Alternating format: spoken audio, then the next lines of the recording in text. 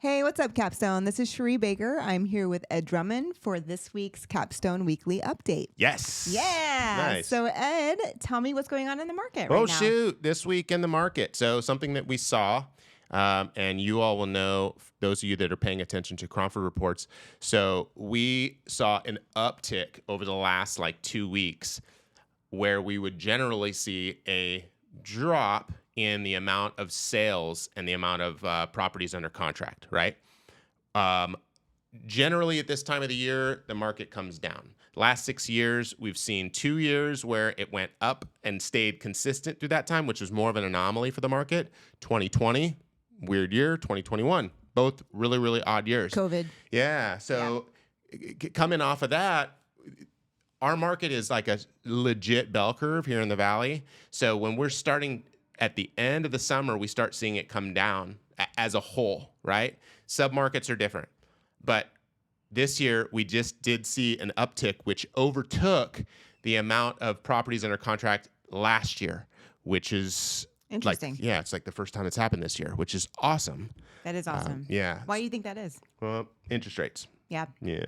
The interest rates on the mortgage side, we saw a drop a few weeks ago, more than a few weeks ago, with anticipation that the Fed was going to be making this correction, which they did. Yeah, which they did this week by 0.5 point. I'm sure most of you saw.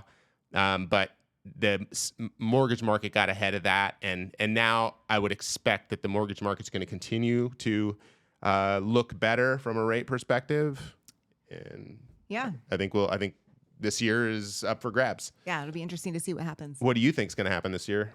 I definitely think we're going to see some more demand with the interest rates slowly trickling down. Yeah, and we're seeing that already, right? You're seeing that. Yeah, definitely.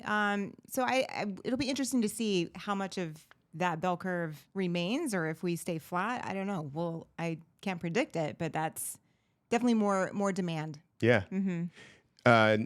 Another thing that we saw. So what did you see regarding contracts and commissions this week? Yeah. So as Ed has mentioned before in previous updates, is that the broker buyer agreement now that has to be in place with buyers agents is they have to have their buyers agree to a commission prior to going under contract or showing any listings at all, period. Correct.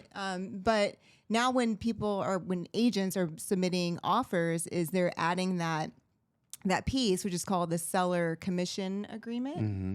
And they're actually asking for more commission than what's been the standard previously. Totally. So when this first happened at the beginning of August, we were getting calls from buyers agents saying, hey, what are you paying in commission, if anything, right? Now, because technically sellers aren't responsible for the buyer's commission. However, here's where this workaround happens, right? So we still want to offer it because I think that paying a buyer broker is going to net our clients more money. Absolutely. But what we're seeing is some buyers agents now packaging their commission into the deal, and that's different. It's different, and they're even offering over asking price or list price to include a bigger commission. Yeah. And now they're not even calling ahead of time to ask ahead of time if we're offering a commission or not. They're just putting in the 3%. Right. And where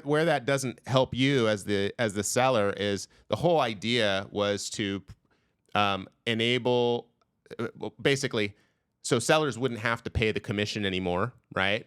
And they also thought that was artificially inflating prices. But now with this, we're seeing it actually doing the opposite. Yeah. The opposite of what they expected. And with so far just 2 now that we've worked with in this last week, where the buyer's agent is asking for more commission than we would have paid. So it's like, oh wow, like the buyer's agent's going to make more commission by asking for the price over asking, and it's we'll see what happens. That's interesting. Yeah, it's also a part of the contract, which before commissions could never be a part of the contract. Commissions shouldn't be a part of the contract. That's not what the contract is for between the buyer and the seller. It shouldn't be a time to negotiate commissions for the agent. That's just a total. Yeah, it never was a negotiating piece. I mean, I guess it always was, but now it's like it's not, and it never was, because it was an agreement between brokers. Now the seller and the buyer has a say in that, and where that becomes an issue is the agent has a fiduciary to their client, not to earn a particular commission, but to represent their client the best their ability, right? So I think that's where there's a muddy piece here. Yeah. Not the biggest fan yet. No, me neither. It's kind of rubbing me wrong a little bit. It is. Here's the other thing is we're also seeing that the agents that we're tending to get under contract with right now are newer agents. They're not agents who have navigated these waters before. So these are newer, and you've seen this. Yeah. The ones that we put under contract, these are agents that might not know, hey, if I push the value on this property too far, it won't appraise. They don't understand the value yet of not getting an appraisal or having to renegotiate after that. So then what happens? Are we negotiating their commission after the fact? Like, it's gonna be an interesting market. It's gonna be an interesting play as to see how this all rolls out, especially with so many new players coming into this space and trying to navigate it. It's just gonna be interesting. Interesting, but we got your back. Yes, we do. That is true. Cool. All right. Thanks for subscribing if you haven't already. Appreciate you, and we'll bring you some more news next week. See ya. Bye.